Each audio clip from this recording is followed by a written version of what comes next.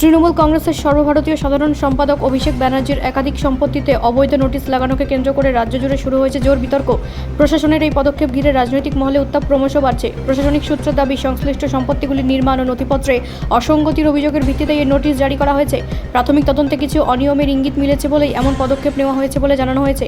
তবে এখনও বিষয়টি সম্পূর্ণ তদন্তাধীন। তৃণমূল কংগ্রেসের তরফে এই ঘটনাকে রাজনৈতিক প্রতিহিংসা বলে দাবি করা হয়েছে। দলের অভিযোগ, বিরোধীরা প্রশাসনকে ব্যবহার করে পরিকল্পিতভাবে দলের শীর্ষ নেতৃত্বকে চাপে ফেলতে চাইছে।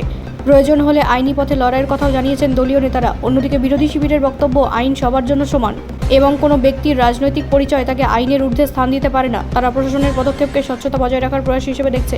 আইন বিশেষজ্ঞদের মতে, অবৈধ নোটিশ সাধারণ সতর্কতামূলক পদক্ষেপ যা পরবর্তী তদন্তের পথ প্রশস্ত করে। নথিপত্র যাচাই এবং প্রয়োজনীয় শুনানির পরই চূড়ান্ত সিদ্ধান্ত নেওয়া হয়। এই ঘটনাকে কেন্দ্র করে রাজ্য রাজনীতিতে নতুন করে চাপানোত্তর শুরু হয়েছে। আগামী দিনে এই ইস্যু আদালত পর্যন্ত গড়াতে পারে বলেও মনে করছেন রাজনৈতিক বিশ্লেষকরা। এখন নজর প্রশাসনের পরবর্তী পদক্ষেপ এবং আইনি প্রক্রিয়ার ওপর। ব্যুরো রিপোর্ট, রাষ্ট্রীয় প্রসার বাংলা।